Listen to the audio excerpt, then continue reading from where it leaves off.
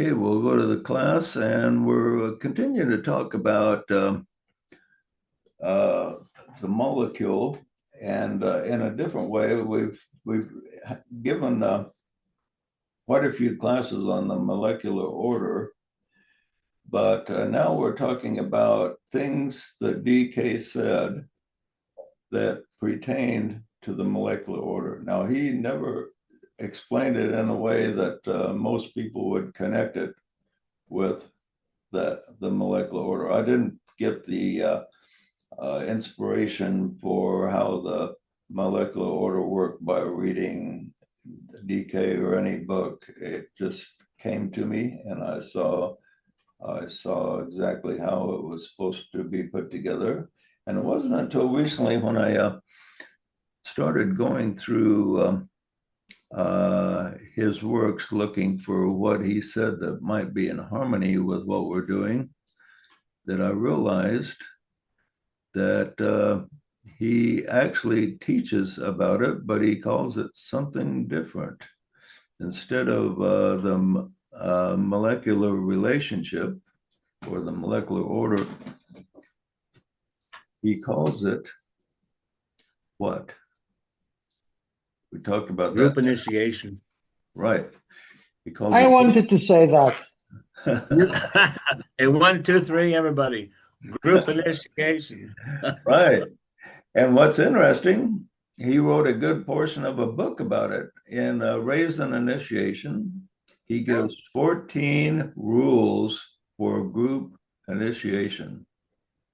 And so that's interesting. 14 rules to fine tune the molecular order, basically, so it actually works.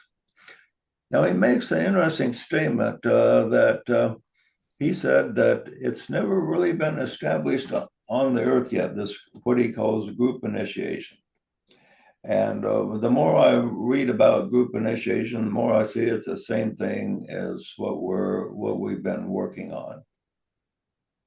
And it involves getting soul contact as a group. It involves establishing a link between humanity and the hierarchy and Shambhala, and everything we've been working on, but talks about it in a different language.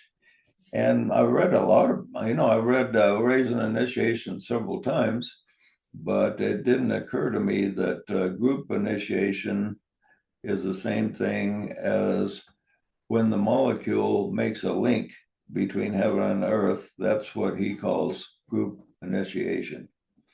When that link occurs, then the whole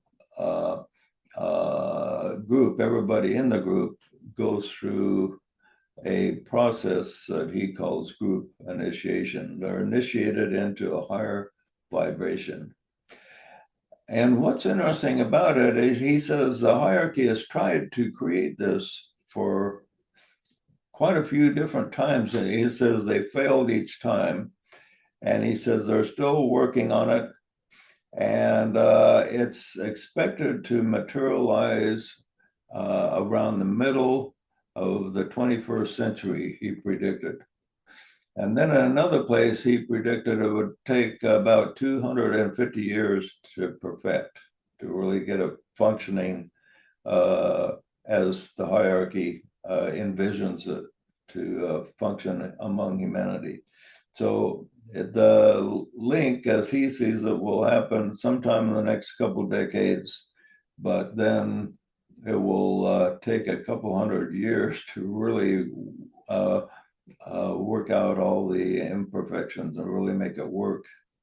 And now there's several things that I've taught that he doesn't cover, like the different numbers creating different effects and the balancing of the male and female energies. He doesn't talk a lot about several things like that, but he does talk about especially that linking heaven and earth.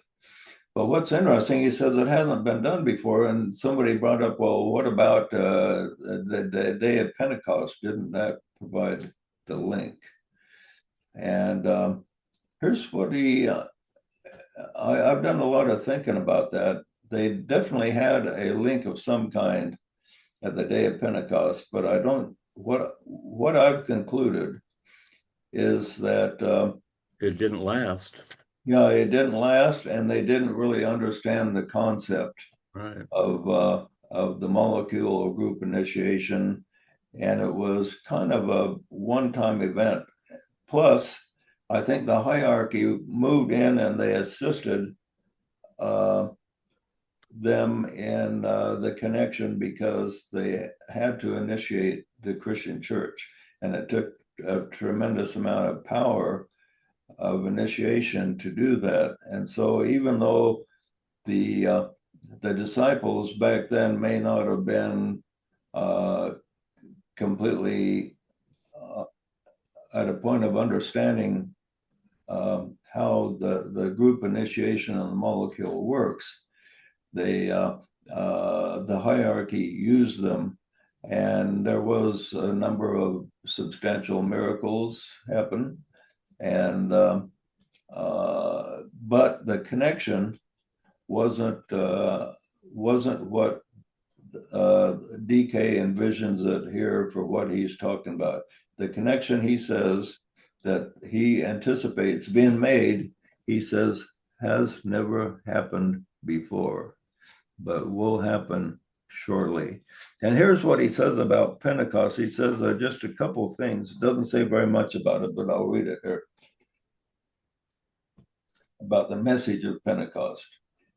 He says, the fact of the resurrection will be demonstrated during the next few centuries, and the living Christ will walk among men and lead them onward toward the Mount of Ascension. That Pentecost will become truth. All men will come under the tide of inspiration from on high, and though they may speak many tongues, they will understand each other. He says the event does not portray the triumph of Orthodox Christianity as theologians believe and teach, but signifies the universal decimation of the Christ consciousness throughout all time in the heart of every human being. To his words and promise, lo, I'm with you all the days, even until the end of the world. So he says the real message. What's that? Oh, that was from externalization, I believe. Yeah, the first quote was from externalization. The second one was from raising initiations.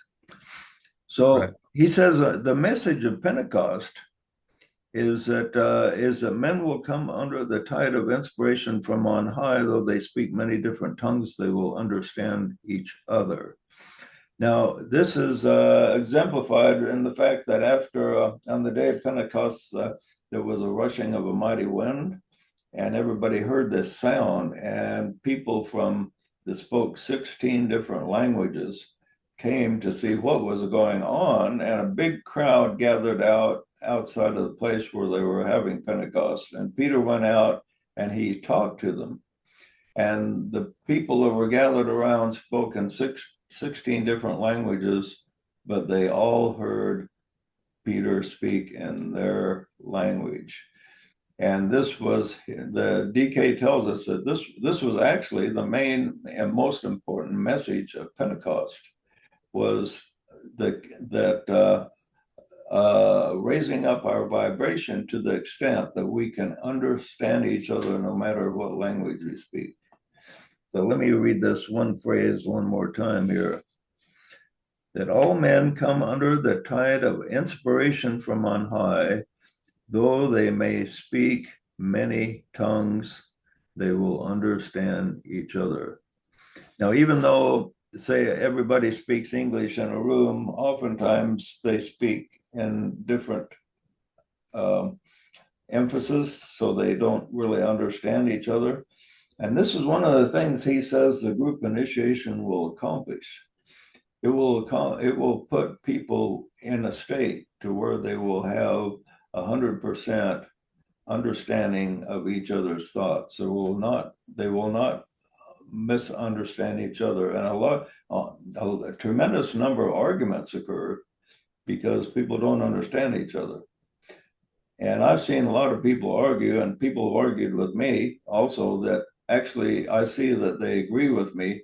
They just don't like the choice of words I use, perhaps. And that causes them to not understand what I'm actually saying. And many times, two people will argue with each other, but they don't really disagree, which is Maybe they just like to argue.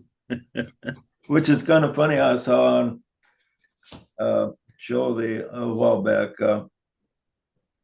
Somebody took a bunch of words that Trump had said, and they told these Democrats that Obama said this. What do you think?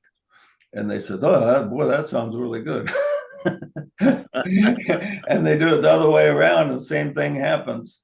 And it just shows that, yeah, people can understand each other and see the good in each other if they just let these walls down and see what the person is really saying. So it's kind of funny how that happens. Now, this is another really interesting thing we hear from people that had near-death experiences.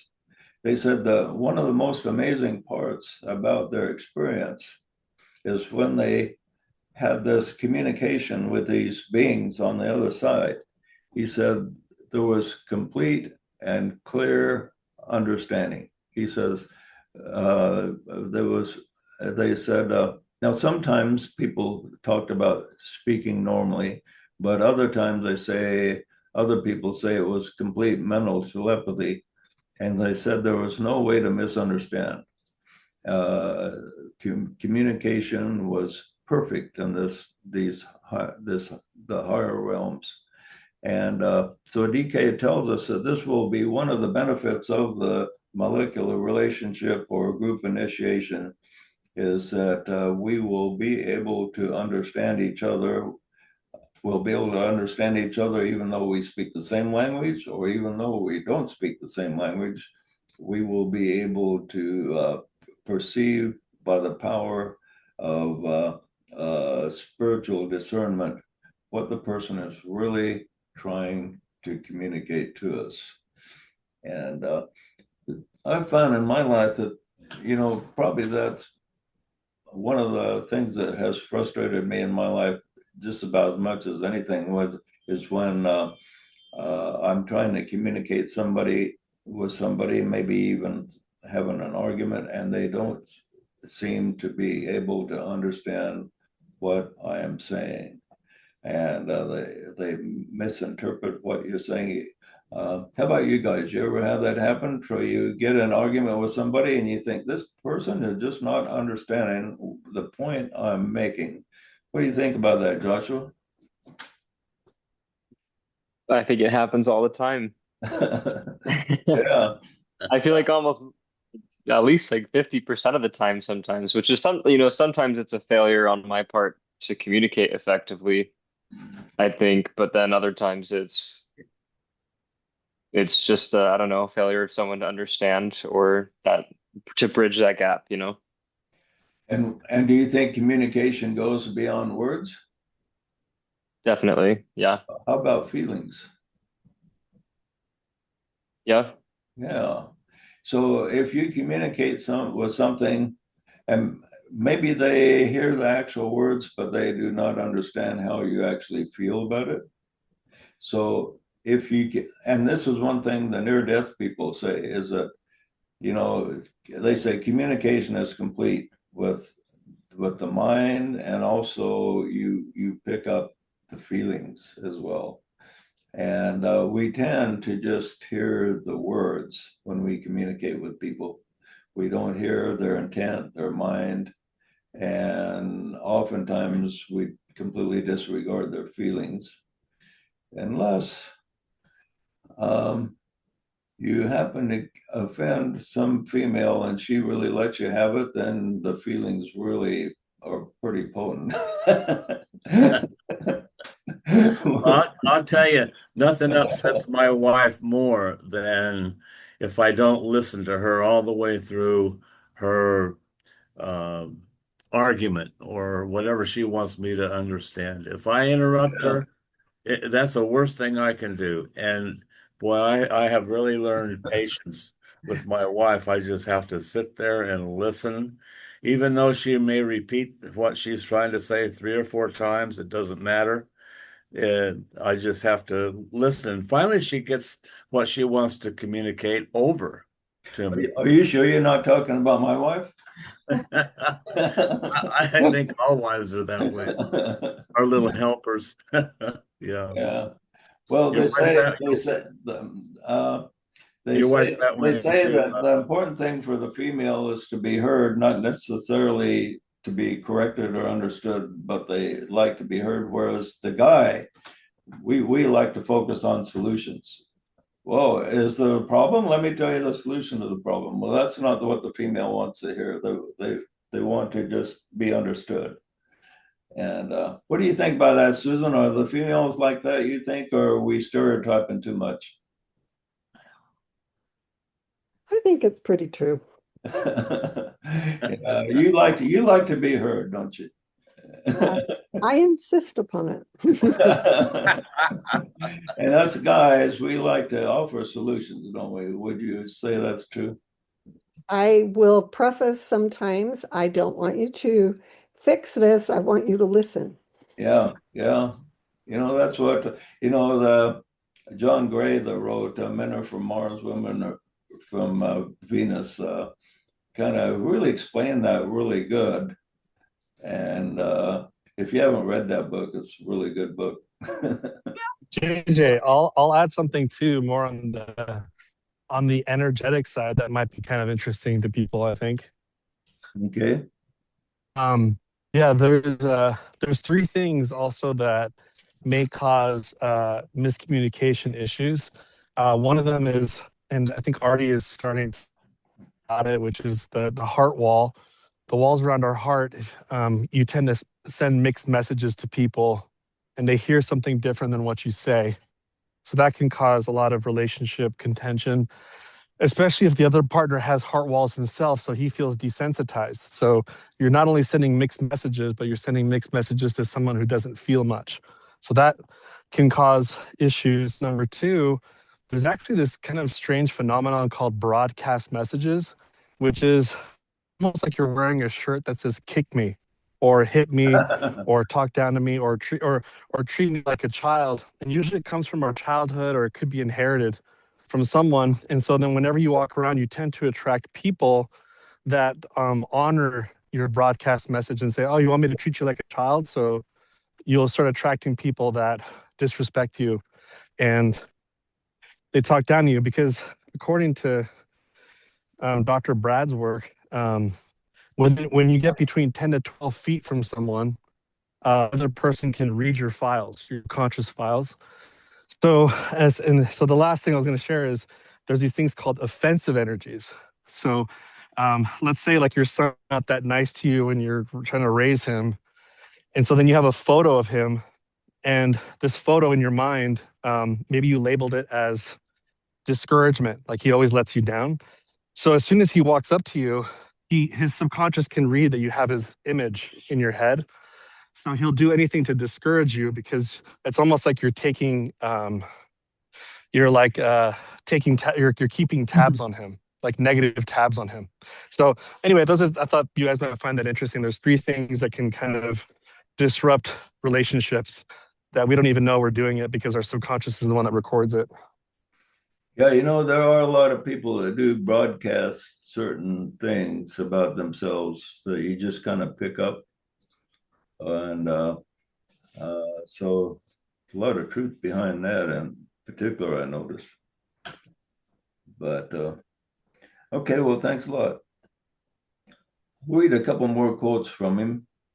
He says, group initiation is no easy achievement, particularly as it is practically an untried experiment and constitutes essentially a pioneering effort.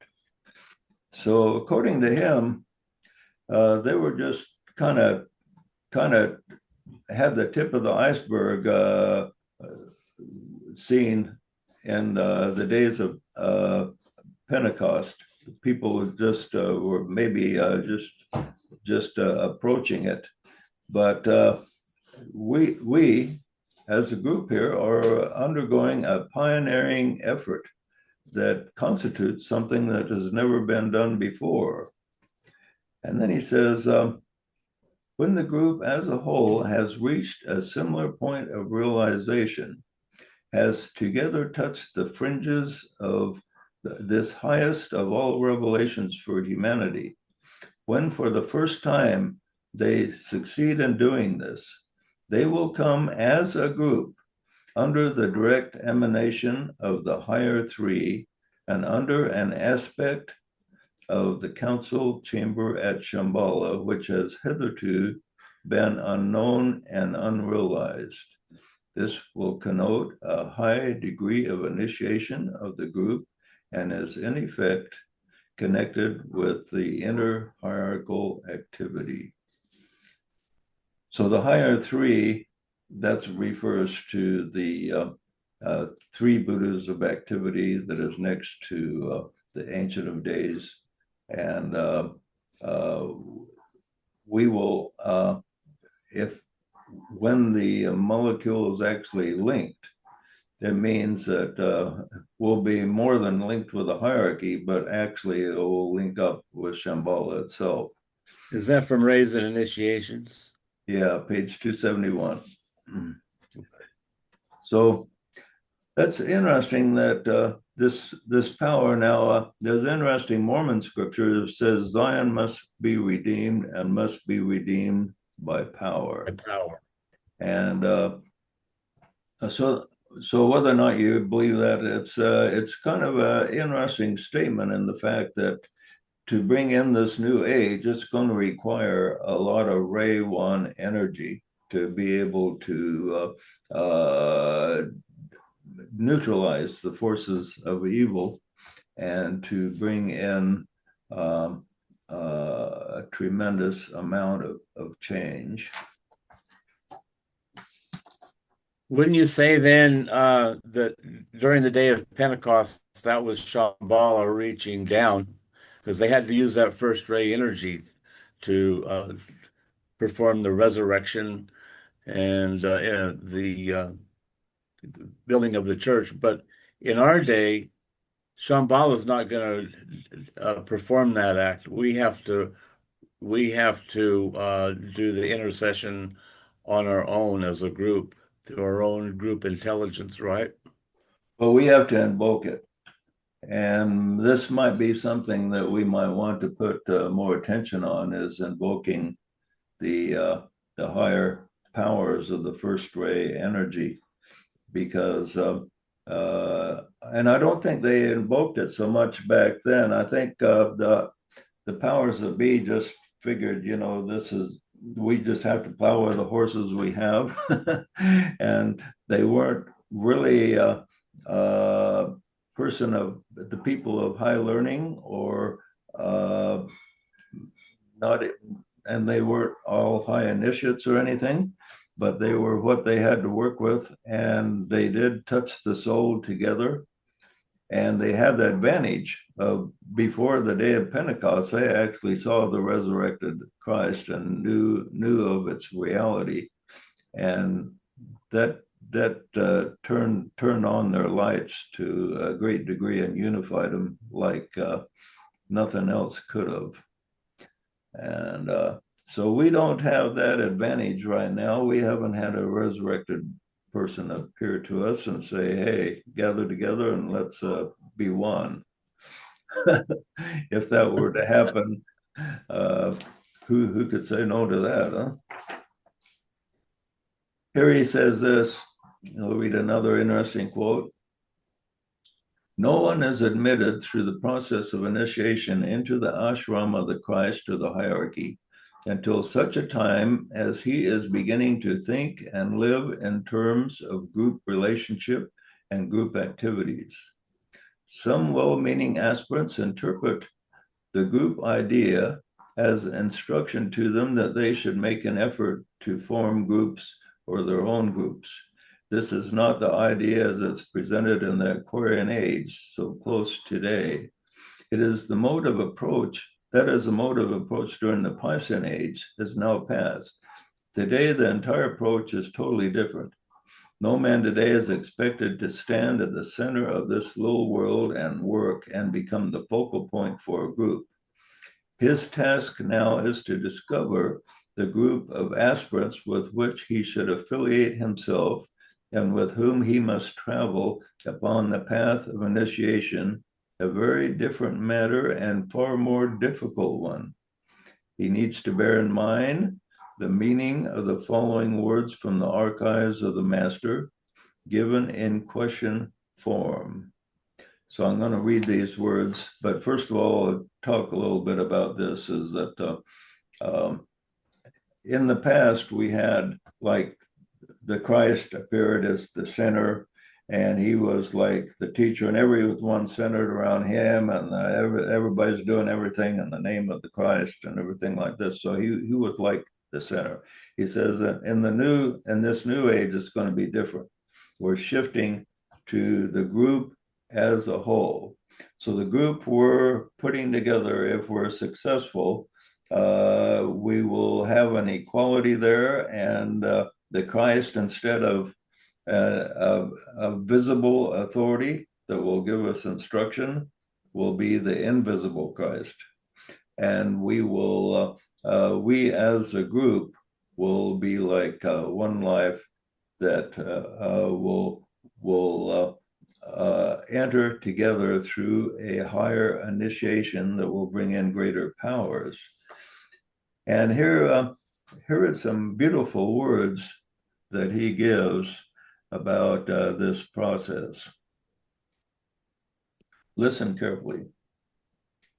And dost thou see the door, O Cella, in the light?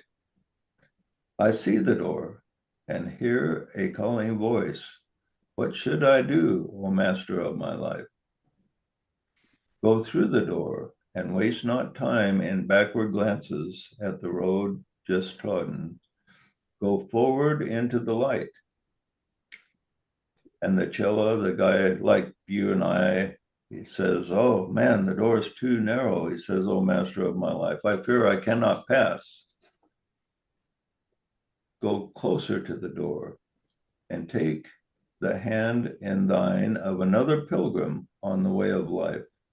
Go closer to the door, seek not to enter it alone. And this is a problem, is that many of the people in the various groups, they want to do it all alone. They say they don't need anybody else. They have everything they need just with them. I'm a lone wolf, they say. Yeah. He says, do not seek to enter alone. But then he complains. He says, I cannot see the door. Now that I grasp the hand of the brother on the right and the brother on the left, I seem surrounded by pilgrims on the way. Alike they seem, their note is one. They seem like unto me and press around on every side. I cannot see the door. Move forward on the path, O pilgrim, comes the reply in the light, and stand together hand in hand before the door of light. Okay, so you're kind of in the dark, you don't know how to get through this door. He says, stand together hand in hand before the door. What seest thou? And he replies, the door again opens, and wide it seems, not narrow as before. What was that I saw before? It was not like the door which now confronts this band of brothers as we stand together on the path. The answer he gets is, the door you saw before was a figment of your mind, a thought form of your separative condition, something that cut you off from truth, too narrow for your passing, yet full of wrong allure. Only the man that holds his brother's hand can see the door in truth. Only the man surrounded by the many who are one can enter the door which shuts itself upon the man who seeks to enter it alone. Is that from Treaties on Cosmic Fire or Raise an Initiation, pages 344 to 45. Yeah, 44? that's really beautiful, I think. That's really good. So here he is. We're all pilgrims, and we're not sure. We're frustrated with material life. There's something beyond this world, and we want to go higher. And we look for the door, and the door seems a long way away. We finally see a little bit of the door. We think, hey, this might be the way. And we have a hard time seeing the door or finding the door. And then we receive this instruction: grab your brother's hand on the right and on the left and enter the door together. And then we find the door is big, no longer wide. It kind of goes along with the statement of Jesus. Wide is the gate and narrow, and that leads to death, but narrow is the gate and straight is the way that leads to life. Okay, so it's a straight and narrow way, but then when you go with your brother, the door opens, and then it is actually wide, and there's plenty of space.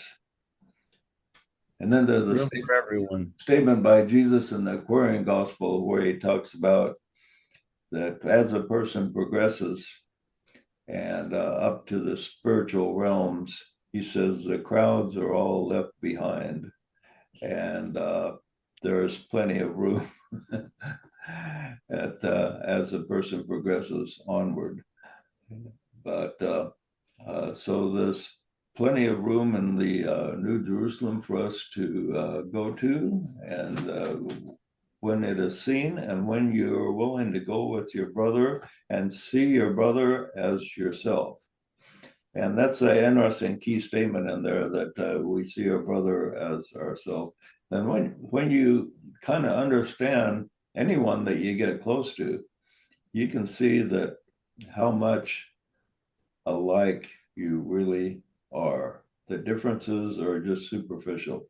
Inwardly, we're just all struggling, trying to do our best, trying to find that door. And the key is to grab your brother's hand and say, hey, let's go together. Well, that's good. You know, even in life, when you see the Christ within even strangers or people that you've just met and know very briefly, you can see that quality of equality where you kind of cut from the same cloth. Yeah, yeah. Connect with that. Yeah, and that's a big problem with many the spiritual gurus, is they like the idea of putting themselves in a situation where they are better than everybody else. But we're all pretty much cut from the same cloth, as you say. Is our experiences are just different.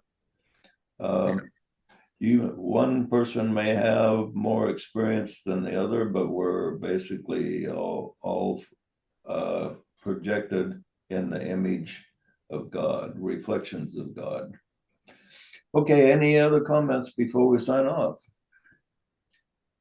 Well, these 14 rules, first of all, before the rules for group initiation, there are rules for the applicants and to apply for group initiation. But the 14 rules for group initiation are very deep. They're almost as deep as the rules for white magic.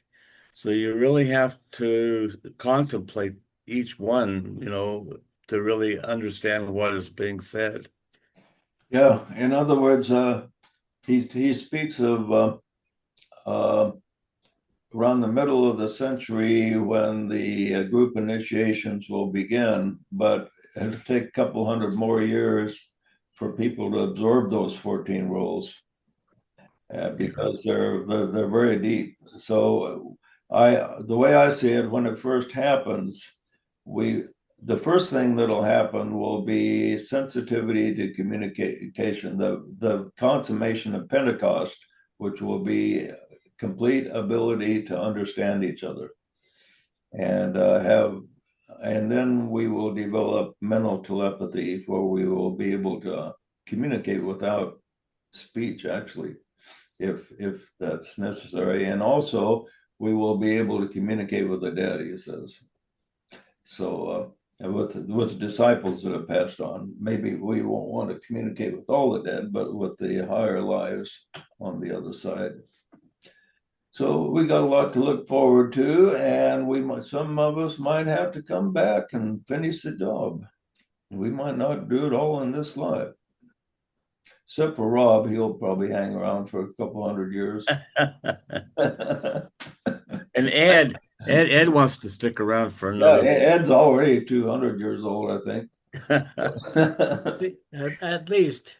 He's an ancient of days. I had a question about that. Going back to communication for a second and telepathy, because it would seem to me, like in Pentecost, for instance, when everybody now has these abilities such as telepathy, and they can understand each other perfectly, basically, it would seem that like miscommunication would no longer be an issue, and it would seem like the momentum then would be on the side of the telepathy is like a stabilizing force for the molecule because there's no more miscommunication.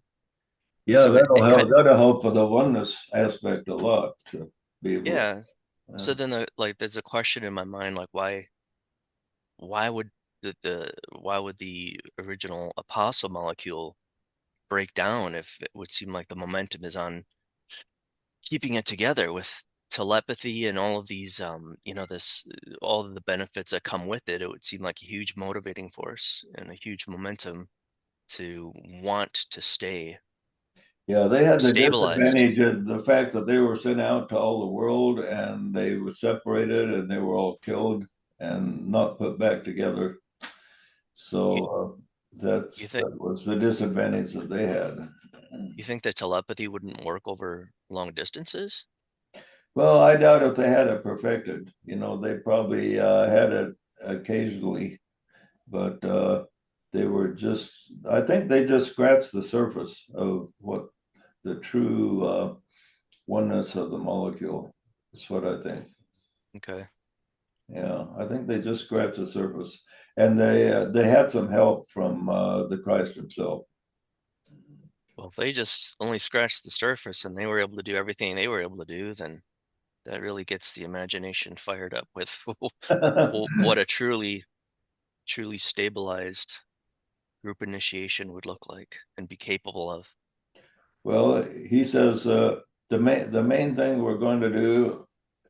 He doesn't point out talk about miracles and stuff like happen in the Bible, which that impresses the average guy. But be able to influence world affairs to guide the world toward peace and goodwill through means that are. We'll probably talk about this next week about how this is going to happen. So don't want to go much into it since we're over time, but it's pretty interesting. So we'll talk about that next week and go from there. Anything else before we sign off? Well, appreciate everybody showing up, and we will see you again soon, and have a happy full moon. Bye, everybody. See you soon.